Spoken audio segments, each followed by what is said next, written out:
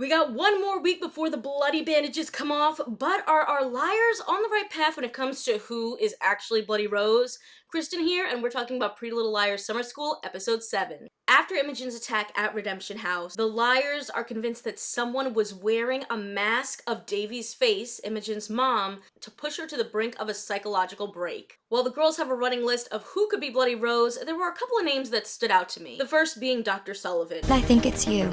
Me? After Redemption House, it does make sense to go back to her as a suspect. She's a therapist who knows all of their traumas and their secrets, and Bloody Rose clearly knows all of it. That was a full-on psychological attack. This episode finds Imogen calling out Sullivan, which leads to her explaining her connection to Rose Waters on a deeper level. She said she met Rose Waters while treating her at the Radley Sanitarium after Angela's death, and that she asked Sullivan to help her son, which she ultimately didn't do. She then thinks that she failed the Waters family and that Archie targeted her, killing her son. She's failed him, and now she's failing the girls. I was surprised that they didn't just use this opportunity to connect back to the OG Pretty Little Liars and her experience with A from Rosewood. Like, I thought that was a missed opportunity, especially if you're bringing back the same actress to play the same role. The next big suspect has been Kelly's mom, Mrs. Beasley. There are a lot of suspicious things that connect back to her. Not only does she already hate the liars, but everyone who's been killed by Bloody Rose so far has contacted her to tell them that they left town. She's the cover saying that Sandy left to go to the Cape with her family, or the cover for Pastor Malachi to leave because the town cannot be redeemed of their sins. That could be her covering her tracks, although she's not doing a great job of it then because she's pointing the finger at herself. Although she did seem to care for the pastor and was having a relationship with him, so like, why would she kill him? And also, like, no offense to her, but she doesn't seem like the most tech-savvy person to be able to keep up with texting Sandy's mom to pretend that she's still in Millwood. Farron tells Kelly about Bloody Rose and her suspicions about her mom, and then Kelly starts noticing things throughout the whole episode that are like, oh wait, maybe my mom is Bloody Rose. I mean, she even has a whole garden full of roses, which is Bloody Rose's signature. This is an interesting calling card though, because red roses can obviously reflect love, which is what we see when she's putting the roses on Karen's grave, but it can also be a symbol of sacrifice, which could tie back to the cult or Bloody Rose. And speaking of sacrifice, that topic does come up this episode as Mouse digs deeper and deeper into Spooky Spaghetti. A man comes into Mouse's family's thrift shop to donate a gaming console because his son is doing weird, creepy things like cutting his head, just like Mouse's grandma did. And Mouse is realizing that there's some sort of blood atonement going on, some kind of sacrifice or ceremony or riot that is going to go on tied to Archie Waters' execution. So that seems like a really important date for us to watch out for. When she tries to put a stop to this by posing as Angela Waters on Spooky Spaghetti and telling everyone to stop, she just ends up getting doxxed and getting more attention put on her. And there was even like a scary line of text where they were like, you know, Mouse's grandma will be our next sacrifice. So let's see if the school's computer teacher can help Mouse shut this down, maybe crash the server of Spooky Spaghetti before things get worse, which I still am like, we have one episode left and I'm like, who is even running Spooky Spaghetti? We need to know. I gotta say though, another person who's been on my radar is Christian. I mean, we already know he has both A and Bloody Rose masks. That seems like something that we should have been a lot more concerned about once that was revealed. But you know, Tabby's just glossing over that one. I feel like that could be like a really big deal. He's a seasoned creature mask maker, but he also tells Tabby in this episode it would be really easy for anyone to just make a mask to look like a person when it comes to making a mask that looks like Imogen's mom. So it would be a no-brainer that he could easily do that. And of course, there's just like a huge highlight of those masks on that Final Girls poster that we've been analyzing this season, and I feel like that poster has revealed so many secrets and so many hints and foreshadowing of what's going on this season. And the fact that Tabby is our final girl, as much as I want to be like, girl, I hope that Christian is the right one for you and that he's a safe person, it's also like the focus is on her, he's centered around her, like he's suspicious. I also thought it was a red flag that Tabby had these like terrible nightmares at Christian's house.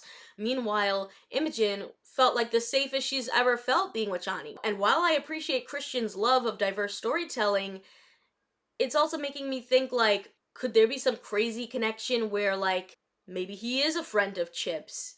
Maybe he has this plan to make his own final girl movie with a black lead and focus on Tabby but get revenge on her as well for his friend. Maybe he'll stop at nothing to make his own horror movie, and that's why he's going after Tabby and her friends. The other person that we know who knows how to make masks, although not as good, is Wes. But in this episode we see him really take what Tabby had said to him to heart and he apologizes to her and decides to leave town in hopes of actually pursuing a career in filmmaking. With all this movie talk, we also learn that Hollywood is moving forward with making a Millwood Massacre movie. They talk about Ari Aster being the director and, rumored to having Emma Roberts and Sydney Sweeney on board. And both Tabby and Christian are frustrated by the whitewashing and the erasure of their identities. Now, Tabby has aspirations for the summer to make an unapologetically black Millwood Massacre film. And I gotta say, there are some clips in the teaser trailer that we got for the end of the season that show our liars being chased by members of the town. And I was thinking, could that actually be a trick? And it's not like the town's turned on them, but more Tabby started production on her film. Or maybe even Christian moving forward with his own secret plot for his own film. There's also been rumors going around when it comes to the third season of the show that Pretty Little Liars scene stealers might have been trademarked. And if that's true, it could tie into maybe Tabby making her own original movie in a third season. I'm also thinking though, like, if we want to really go wild, Tabby is our final girl. She's the one with the horror knowledge. She wants to be a filmmaker. What if she orchestrated this whole thing a la Scream 2022 to put women of color at the center of horror and be a way to build her own name as a director? In terms of some of the other storylines, Farron and Greg are starting to see each other. Let me know what you guys think about that. I'm kind of up in the air, I'm not sure. And then Farron has also had to deal with a bullying and wrongful termination complaint from the pool after firing String Bean for being terrible at his job and almost letting a girl die. I thought this whole storyline seemed super random. Why is Coach Rhodes telling Farron to get a lawyer? You're the adult.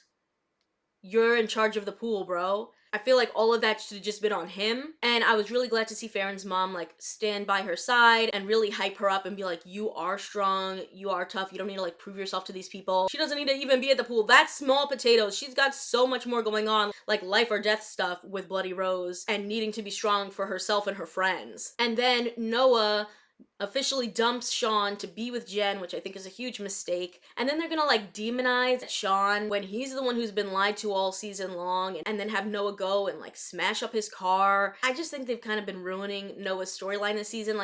I feel like everyone else has directions that they're going in, and I just want to see more for Noah than this cheating storyline and, all this drama around things that in the long run aren't that important when you're literally being chased by a killer. And something else that I did want to mention is this line that Kelly has about having family in Rosewood, and I've just noticed a lot of people talking about that, and could that maybe hint that we could end up seeing an OG character from the Pretty Little Liars series eventually. This episode ends with a cliffhanger that leaves each of our liars in precarious situations with people that I don't know if we really trust. Imogen has gone to the Millwood Cemetery with Dr. Sullivan so that she can prove herself, but Imogen is thrown off by seeing roses at Karen's grave, and then Dr. Sullivan goes missing and there are random rose petals all over her car.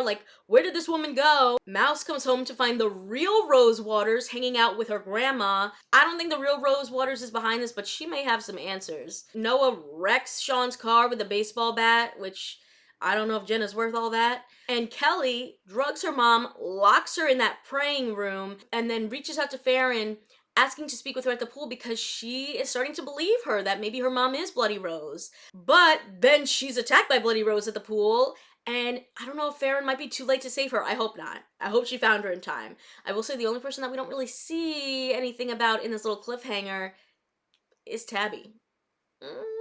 At this point, we are 1 week away from unwrapping the bloody bandages of Bloody Rose.